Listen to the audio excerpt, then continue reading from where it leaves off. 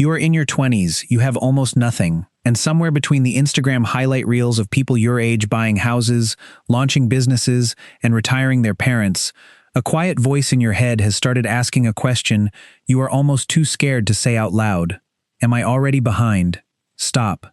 Before that question does any more damage, you need to hear something that the personal finance world almost never leads with. Starting at zero in your 20s is not a disadvantage. It is the most normal starting position in the history of financial life. The people who appear ahead of you are not the standard. They are the exception, often with advantages invisible to everyone watching from the outside. Here is the number that should actually calm you down before it fires you up. According to data from the Federal Reserve, the median savings balance for Americans under 35 is less than $6,000. Not $60,000, not $600,000. $6,000. Across the entire country, at your age, almost everyone is essentially starting at zero. The difference between the people who eventually build something real and the people who stay stuck is not where they started. It is what they understood early enough to act on while time was still the most powerful asset in the room. And time in your 20s is not just an advantage, it is an unfair one. One that compounds in ways that feel almost fictional until you see the actual numbers. But before we get to the numbers, we need to talk about the real enemy. Not your income, not your student debt, not the economy. The real enemy is a story you have been quietly told about what your 20s are supposed to be for. A story so deeply embedded in the culture around you that you probably have never once stopped to question whether it is actually true. Here is what you were told, either directly or by example. Your 20s are for living, for experiencing everything, for figuring yourself out, for enjoying life before the real responsibilities kick in. And there is truth in that. But buried underneath that liberating idea is a financially devastating assumption that almost nobody names directly. The assumption that your 20s do not count yet. That the financial decisions you make right now are temporary, consequence-free, something you will clean up later when you are more settled, more serious, more ready. That assumption is costing you something you cannot get back. And the cruelest part is that it feels generous while it is taking from you. It feels like permission. It feels like wisdom even. Enjoy your youth. There is time for all of that later. Think about a farmer who owns the most fertile land in the region, perfectly positioned. Ideal conditions, everything nature could offer for an extraordinary harvest. And every single season he tells himself he will start planting next year, when he is more ready, when he has better tools, when conditions feel more certain. The land does not wait. The seasons do not pause. And every unplanted season is a harvest that can never be recovered. Not because the land stops being fertile, but because time, unlike land, does not carry forward. Your 20s are the most fertile financial land you will ever own. Not because you have the most money. You have almost none.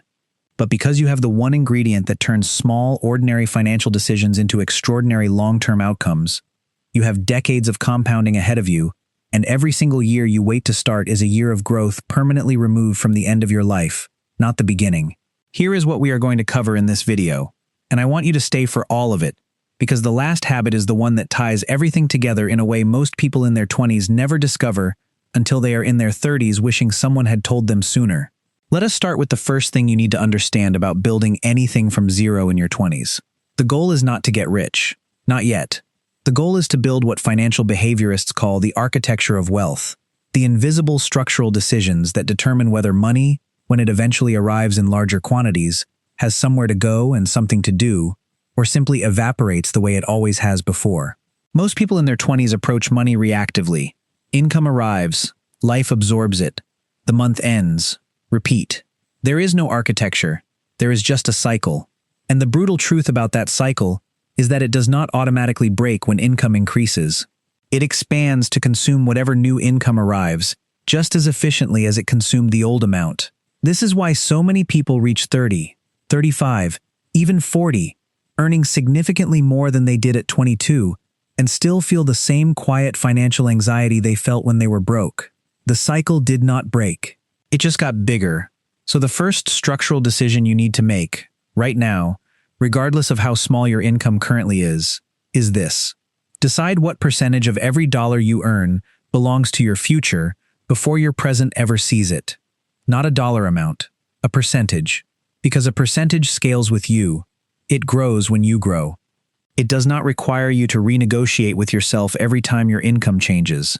Even if that percentage is just 5% right now, the habit of separating future money from present money before spending begins is the architectural foundation everything else gets built on top of.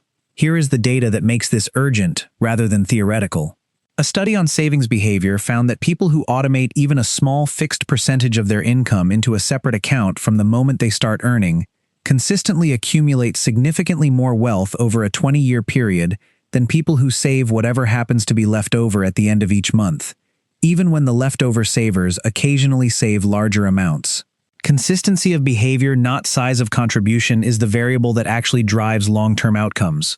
Your 20s are where that consistency either gets built or gets skipped. And if it gets skipped, the decade you spend catching up in your 30s is more expensive than the habit would have ever been. Now here is the second structural decision, and this one is where most people in their 20s make a mistake that feels completely logical in the moment. They wait until they have more money to start investing. They tell themselves that the amounts they could invest right now are too small to matter, that it is not worth the effort for $50 a month, that they will start properly once they are earning properly. This is one of the most expensive miscalculations available to a person in their 20s, and here is exactly why. If you invest just $50 a month starting at 22, at the market's historical average return of around 10% annually, by the time you are 62, you will have accumulated approximately $319,000 from $50 a month. But if you wait just 8 years and start the exact same habit at 30, that same $50 a month at the same return gives you approximately $150,000 by 62. Same habit, same discipline, same amount. A difference of over $160,000, lost purely to waiting. The amounts you have right now are not too small to matter. They are the most important amounts you will ever invest, because they carry the longest time horizon. $1 invested at 22 is not equal to $1 invested at 32. It is worth multiples of it, purely because of the additional decade of compounding attached to it. But here is where it gets genuinely interesting, and where most advice aimed at people in their 20s completely misses the point. Because everything we have covered so far, the percentage habit, the early investing, the architecture of wealth, all of it assumes one thing that is not always true for someone starting at zero. It assumes that the psychological relationship with money is already healthy enough to support these behaviors consistently. And for a significant number of people in their 20s, it is not. Not because of weakness or laziness, but because of something installed long before their first paycheck ever arrived. Something that determines not just what they do with money, but what they believe they deserve to do with it. And that belief, invisible and unexamined, is quietly more powerful than any financial strategy we have discussed so far. Here is the thing about starting at zero in your 20s that nobody in the personal finance space wants to say directly, because it does not fit neatly into a 5-step framework or a clean motivational moment. Where you start financially is far less important than what you believe, at the deepest level, about where you are allowed to end up. This is not motivational filler. This is behavioral science. Research in financial psychology consistently shows that people whose early experiences with money were characterized by scarcity, stress, secrecy, or instability carry what psychologists call money scripts, unconscious beliefs about money formed in childhood that operate like background software, silently shaping every financial decision made in adulthood without ever announcing themselves directly. Here is what this looks like in your actual life right now. You set up the automatic transfer, then quietly find a reason to pause it 2 months later. You start building a small emergency fund, then spend it on something that felt urgent, but probably was not. You get a small raise and somehow, within weeks, your expenses have expanded to match it perfectly. You know what you should be doing. You have read the articles, you have watched the videos, and still, something keeps pulling you back to zero. Not bad luck, not bad income, something underneath the strategy that the strategy alone cannot fix. The most common money script among people who grew up in financially stressed households is this: money is not for people like me. It does not always sound that explicit inside your head. More often it sounds like, I am just not good with money, or something always comes up, or I will start when things are more stable. But underneath those thoughts, the operating belief is the same. Financial security is something other people build, people with different starts, different families, different luck. And here is the devastating efficiency of that belief. It does not feel like a belief. It feels like an observation. It feels like you are simply describing reality accurately, which is precisely what makes it so difficult to dislodge with information alone. You cannot fact-check your way out of a feeling that presents itself as a fact.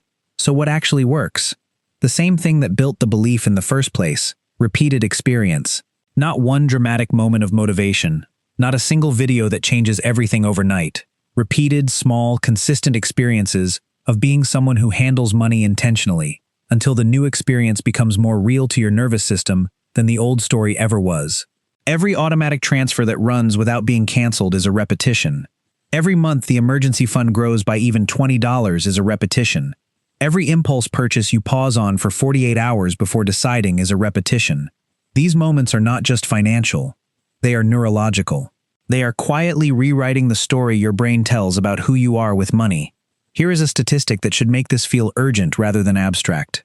According to research from the Urban Institute, wealth inequality in America is not primarily driven by income differences. It is driven by differences in wealth accumulation behaviors that begin in young adulthood. In plain language, what you do with money in your 20s, not just how much you earn, is one of the most statistically significant predictors of your financial position at 50. The habits, the psychology, the architecture, all of it traces back to decisions made or avoided in exactly the decade you are in right now.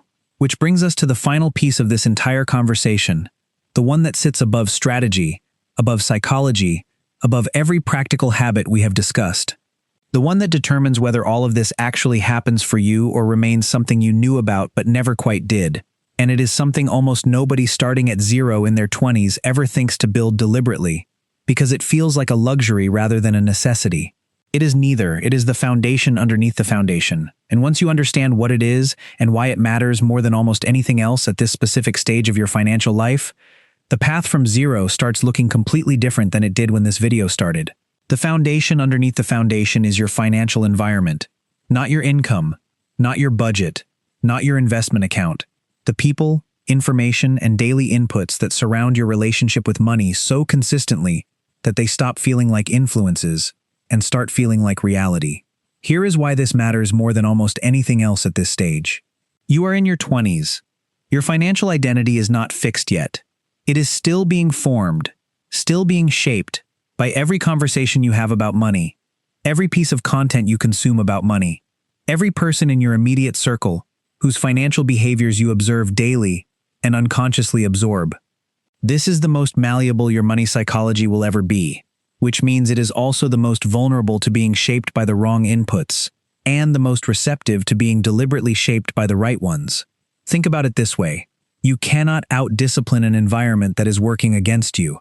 If every person in your immediate circle treats lifestyle inflation as normal, treats debt as inevitable, treats investing as something for later, treats financial ambition as somehow embarrassing or pretentious, then sustaining the behaviors this video has outlined requires you to swim against a current every single day.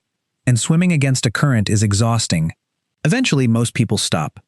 But flip that environment and everything changes. If the people around you talk about money openly, if the content you consume daily normalizes saving and investing at your income level, if you are in even one community of people your age who are intentionally building something from zero, the behaviors this video has outlined stop requiring willpower. They start requiring less effort than the alternative. Environment does not just support behavior, it generates it, almost automatically, in the direction of whatever that environment normalizes. Here is something the wealthiest self-made people have almost universally in common, that almost never makes it into the highlight reel version of their story. At some early critical point, they found a circle, a mentor, a community, a single relationship that made financial intentionality feel normal rather than exceptional. That environmental shift, more than any single strategy or habit, was often the moment the trajectory of their financial life permanently changed. According to research from Harvard, one of the strongest predictors of upward economic mobility in America is not individual talent or even individual behavior in isolation. It is the financial behaviors of the community surrounding a person during their formative adult years. You are not just building wealth in a vacuum. You are being shaped by an environment that is either accelerating that process or quietly working against it every single day. So here is the complete picture. You start at zero by separating future money from present money before your lifestyle ever touches it. You invest early, even absurdly small amounts, because time attached to money is more valuable than the amount itself. You examine the money scripts running underneath your strategy, because unexamined beliefs will always eventually override informed intentions. And you deliberately build or seek out an environment that normalizes exactly the financial behaviors you are trying to sustain. None of this requires a perfect start. None of this requires a wealthy family, or a lucky break, or a moment where everything suddenly becomes easy. It requires starting with whatever you actually have, which right now might be almost nothing, and understanding that almost nothing, invested early, invested consistently, inside a life deliberately structured to support it, has a way of becoming something that would genuinely shock the version of you sitting here today. Starting at zero in your 20s is not a setback. It turns out it might be the most important starting line you ever stood at. The question was never whether you had enough to begin. The question was always whether you would begin before you felt ready. Because ready, for most people, never actually comes. And the people who figured that out early enough are the ones whose financial lives, decades later, look like something that could not possibly have started from zero. If this video found you at exactly the right moment, subscribe, because every single week we create content specifically for people building real financial lives from real starting points, without the pretense that it is easy or the insult of pretending it is impossible. Drop a like if this shifted something in how you see your 20s. It genuinely helps this reach another 20-something who needs to hear it right now. And if you know someone in their 20s quietly convinced they are already behind, send them this video. It might be the most useful thing that finds them today.